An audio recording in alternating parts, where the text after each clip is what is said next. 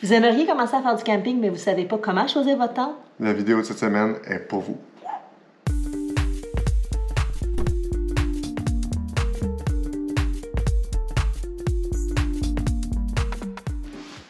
C'est le département à Dan, donc je vais vous laisser avec lui. C'est sûr qu'il y a plusieurs choses à considérer avant de choisir une tente. La première, pour moi, c'est l'utilisation que vous allez faire de cette tente-là. Est-ce que c'est seulement pour vous initier, donc dans la cour ou en voiture, puis vous allez seulement aller camper directement à côté de la voiture? Est-ce que ça va être en randonnée? Des randonnées de quelques jours ou des randonnées de plusieurs jours, voire plusieurs semaines? Ou est-ce que ça va être du canot camping, ou est-ce que vous n'avez pas besoin de porter du poids sur vos épaules, autre que pour les portages? Toutes ces choses-là, c'est très important lorsque vous choisissez votre tente. Une des choses les plus importantes à considérer, c'est la quantité de personnes qui vont être hébergées par cette tente-là. Ça ne vous sert à rien d'avoir une tente de 8 personnes qui vendent dans des magasins à grande surface comme Walmart, Canadian Tire, etc. lorsque vous êtes seulement 2. Si vous campez de votre voiture, c'est pas un problème. Même que vous allez être content d'avoir le luxe, vous allez pouvoir vous lever puis vous changer dans votre tente sans problème. Si vous campez puis vous l'avez sur vos épaules, vous allez la sacrer, vous allez la détester. Ensuite, il y a les conditions dans lesquelles vous prévoyez camper. Avec les prévisions météorologiques, c'est très facile d'avoir un bon aperçu de la météo qu'il va faire durant votre séjour, surtout si c'est à l'intérieur d'une semaine. Ensuite de ça, c'est un peu moins fiable. Mais ça va vous donner une bonne idée des conditions dans lesquelles vous allez camper. Est-ce que vous partez pendant l'hiver ou pendant l'été? Est-ce qu'on prévoit beaucoup de vent ou est-ce qu'on prévoit des canicules? Est-ce qu'on prévoit de la pluie, de la neige? Toutes ces choses-là sont très importantes à considérer lorsqu'on choisit la tente. Une tente avec des pôles va être beaucoup plus en forme de triangle, donc ne gardera pas la neige. Cependant, va avoir beaucoup de condensation à l'intérieur. C'est une des choses à considérer lorsqu'on choisit cette tente-là. Les autres tentes, avec un ensemble de pôles compris, ont souvent 2 épaisseurs de toile. La première est en moustiquaire et la deuxième, c'est la toile pour la pluie.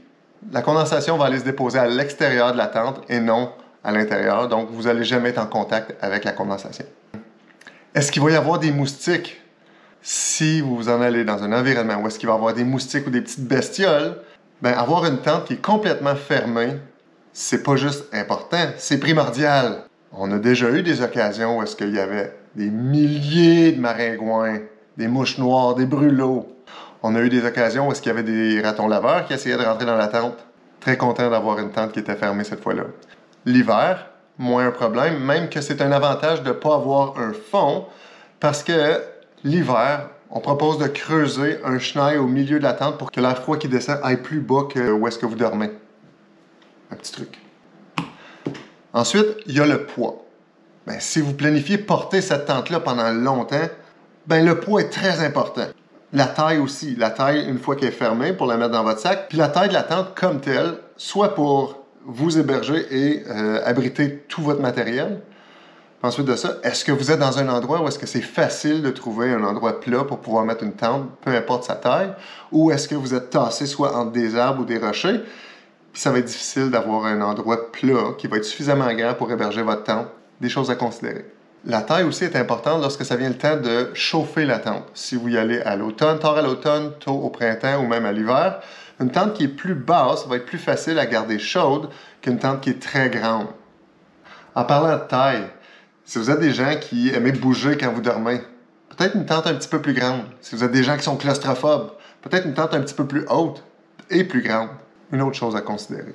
Un des facteurs pourrait être les garanties. Donc, avant d'acheter votre tente, faites juste vérifier s'il existe des garanties, soit des garanties de remplacement ou des garanties de réparation. Différentes compagnies et différentes tentes vont bénéficier de différentes garanties. Quelque chose à considérer. Toile de fond, c'est pas un luxe, surtout dépendant où est-ce que vous allez déposer la tente. Donc, la toile de fond peut être un atout. À l'hiver, pas nécessaire, puisque nous, on utilise 2 matelas. Donc, le premier matelas qui est en mousse va être directement au sol. Ensuite de ça, on a notre matelas gonflable. Puis on couche par-dessus ça. Donc, la toile de fond, pas nécessaire. La neige ne fondra pas. Le vestibule, c'est un très bel avantage pour abriter le matériel la nuit, à l'abri du vent puis surtout de la pluie et de la neige. Les pôles. Plusieurs tentes ont différentes pôles qui viennent avec. Il y a différents matériaux pour ces pôles-là qui, eux aussi, comportent différents avantages, que ce soit au niveau du prix ou au niveau du matériel, du poids et de la qualité. Les portes, Certaines tentes ont une seule porte, donc tout le monde doit passer par la même porte, puis se passer un par-dessus l'autre la nuit s'ils ont besoin d'aller à la salle de bain ou quelque chose comme ça. Et d'autres tentes ont deux portes, donc chaque personne, puisque nous autres on choisit des tentes pour deux, chaque personne a sa propre porte, donc s'il a besoin de sortir, pas besoin de passer par-dessus l'autre pour sortir. C'est un avantage. On a parlé d'aération. L'aération, c'est important. Il y a différents types de tentes. Il y a des tentes à 2 toiles, donc le moustiquaire et la toile pour la pluie. Puis il y a d'autres tentes que c'est seulement une seule toile. Donc cette toile-là va vous protéger des moustiques, de la pluie, mais va aussi amasser la condensation qui va être directement en contact avec vous. Un truc, quand vous allez camper, peu importe le type de tente, essayez de ne pas toucher au côté de la tente. Je suis 6 pieds. Avec mon sac de couchage, c'est presque 7 pieds avec les pieds puis les choses qu'on a au bout, puis à la tête. Donc, c'est très difficile pour moi de ne pas toucher au bout de la tente. Et c'est pourquoi on a choisi une tente à double toile. Donc, même si je touche la tente, c'est pas celle-là qui ramasse la condensation. Donc, je suis au sec. Certaines tentes qui ont seulement un mur où est-ce que les deux murs se touchent, vous allez tout tremper à cause de la condensation, de votre respiration puis de la chaleur de votre corps. Les pochettes intérieures. Les téléphones cellulaires, les livres, lampes frontales, lunettes, etc. Pour ça, et pour ça seulement, les pochettes sont très intéressantes. La couleur. Oui, je sais, ça peut sembler bizarre, mais la couleur. Vous devez aimer votre tente, vous devez la trouver belle. Sinon, vous n'allez pas avoir envie de la sortir, vous n'allez pas avoir envie de l'utiliser, puis vous allez toujours regarder pour pouvoir en acheter une nouvelle. Donc, si vous la trouvez belle, ça c'est bien. De plus, si vous avez une couleur qui est très voyante, ça pourrait être un aspect sécuritaire si vous êtes pris en forêt. Plus vous avez une couleur voyante, plus c'est facile à vous trouver. Les parcs provinciaux et les parcs Canada vont vous demander lors de la réservation de quelle couleur est votre tente, dans le but que si vous arrive quelque chose ou si vous n'avez pas fait votre trajet dans les délais prévus, ils vont pouvoir chercher pour une tente de cette couleur-là. Donc, encore là, une couleur est importante. Finalement, c'est le prix. Si vous avez l'intention de faire beaucoup de camping, ça vous dérangerait probablement moins d'investir une plus grosse somme d'argent là-dedans. Si c'est quelque chose que vous commencez, je vous suggère d'aller avec des tentes plus commerciales, plus pesantes, qui vont être parfaites pour du camping en voiture, mais on parle d'initiation au camping. Une autre chose, vous pourriez acheter des tentes usagées sur des sites comme Marketplace, sur des sites comme Kijiji, ou d'emprunter une tente si vous avez des gens qui seraient prêts à vous prêter le matériel. Faites ça. C'est peut-être une super belle façon de l'essayer pour la première fois au lieu de s'équiper complètement. Si vous allez dans des endroits comme le parc Algonquin en Ontario, ils peuvent vous louer tout l'équipement. Pas seulement les canots, les pagaies et puis les vestes de flottaison, mais ils vont vous louer les sacs de couchage, les tentes, ils vont même vous préparer un menu, les brûleurs, tout le matériel que vous avez besoin, ils vont vous le prêter. Donc, c'est une super belle façon d'avoir une expérience sans avoir besoin de s'équiper complètement. Essayez ça. Venez faire un tour en tente. Il existe des tentes comme celle-ci, qui est une tente cuisine de Eureka, qui pèse 26 livres, qui fait dans aucun sac à dos. Sauf que c'est super pratique. On peut prendre cette tente-là puis la mettre complètement par-dessus une table à pique-nique. On peut apporter ce qu'on veut. Ce genre de tente-là, c'est pas une tente pour coucher, mais c'est une tente qui est fort pratique quand on veut camper avec la voiture. Camping de famille, une tente cuisine comme ça, super pratique.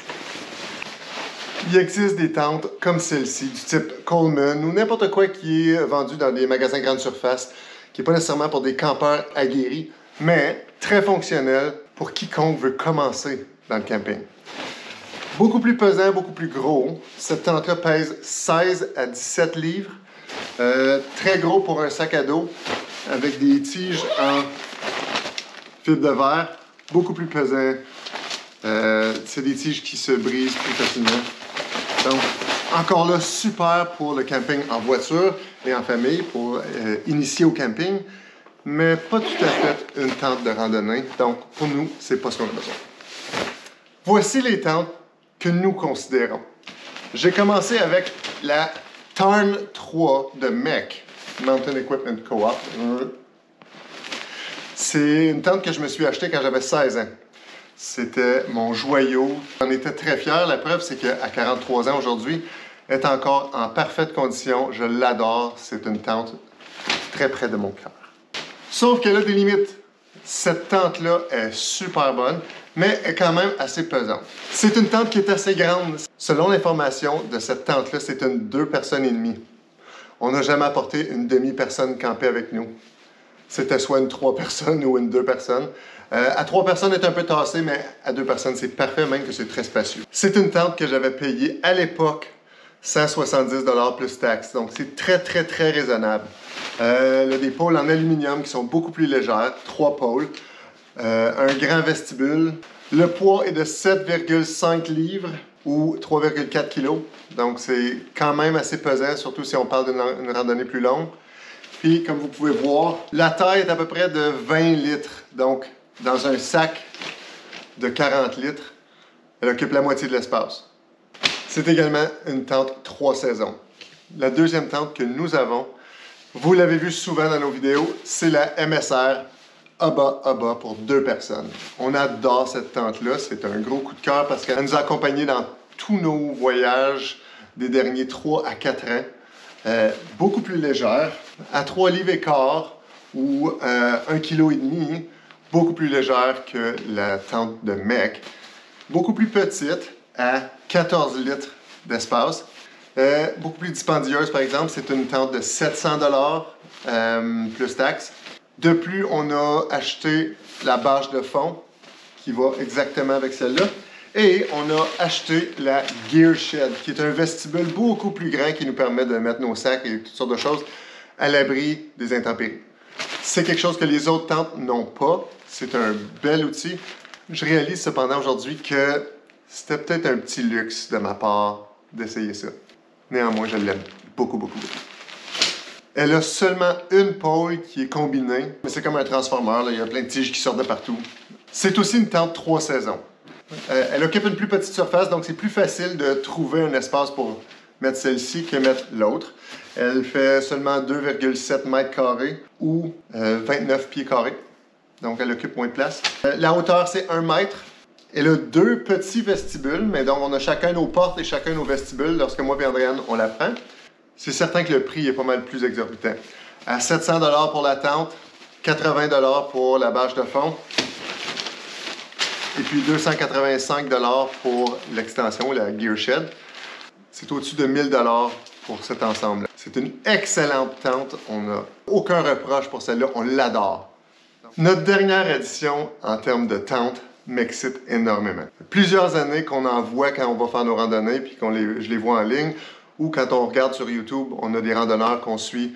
Eux autres utilisent ça. C'est une tente qui n'utilise pas un ensemble de pôles qui sont faites pour cette tente-là, mais bel et bien des pôles de randonnée. C'est la Black Diamond Beta Light 2. Beaucoup de choses qui nous excitent au sujet de cette tente-là, mais beaucoup de choses qui nous font peur aussi. Cette tente-là n'a pas de toile de fond. On peut l'acheter pour 75 $ plus taxes. Mais celle-ci est listée à 400 $, mais je l'ai moitié prix pendant les ventes du Vendredi fou. Donc, j'ai été fou, j'ai profité de ça. Cette tente-là est toute petite, comme vous pouvez voir, puis comme il n'y a pas de pôle à l'intérieur, ben, on peut vraiment la manier, l'écraser, puis la faire rentrer dans le sac. Elle occupe seulement environ 6 litres d'espace dans notre sac de 40 litres. Ça change énormément la donne, donc ça nous laisse de l'espace pour plein d'autres choses. Elle a un poids de 1,45 livres ou 2/3 de kilo. C'est pratiquement rien. Pas de filet de maringouin, par exemple. Pas de filet de moustique, ce qui nous fait un petit peu peur.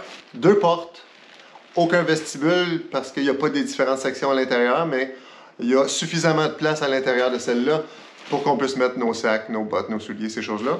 Malheureusement, comme c'est les pôles qui sont au centre de notre tente, ben, on ne pourra pas utiliser notre sac de couchage double. Ça nous fait de la peine. Un autre désavantage de celle-ci, c'est que beaucoup plus grande superficie.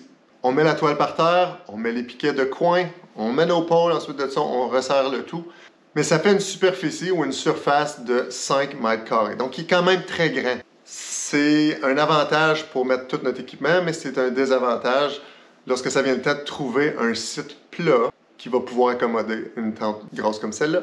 Elle a 47 pouces de hauteur au maximum à l'intérieur, mais c'est où est-ce qu'il y a les pôles, donc je vous dirais que c'est peut-être plus autour de 40 pouces. C'est suffisant lorsque je suis assis. Un des désavantages, c'est la condensation, bien sûr. Donc, ça va être notre essai pour cette année. Puis ça va être notre essai pour cet hiver. Un autre des facteurs à considérer, c'est la vitesse ou la facilité avec laquelle on peut l'assembler. Andréane et moi avons fait le test avec les 3 tentes que je vous ai proposées. On a chronométré ça pour pouvoir les comparer. La première tente, ça va être la MEC, donc Mountain Equipment Co-op, la Tarn 3.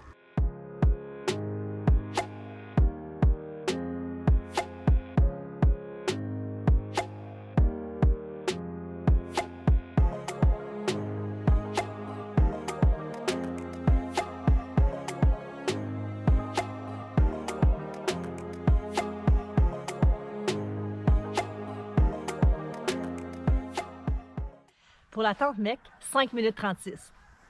Autour de notre MSR Oba Oba pour 2 personnes.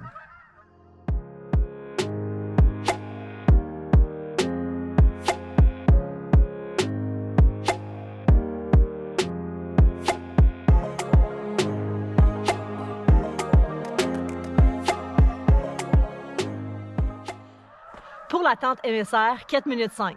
Beaucoup plus rapide. La dernière tente, c'est une tente de style bivouac. Donc, il n'y a pas de pôle, on doit utiliser nos pôles de marche.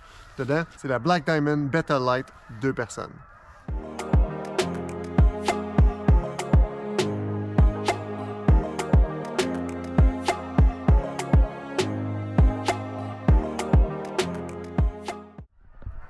Pour la Black Diamond, ça nous a pris juste en bas de 3 minutes et c'était la première fois qu'on la montait. Si c'est quelque chose qui a été utile pour vous autres, si vous avez aimé la vidéo, abonnez-vous, faites un like, mettez-nous des commentaires. Sinon, ben, bon camping! Je vous l'avais dit au début, c'est... C'est quoi qu'elle nous a dit au début? Je vous l'avais dit au début...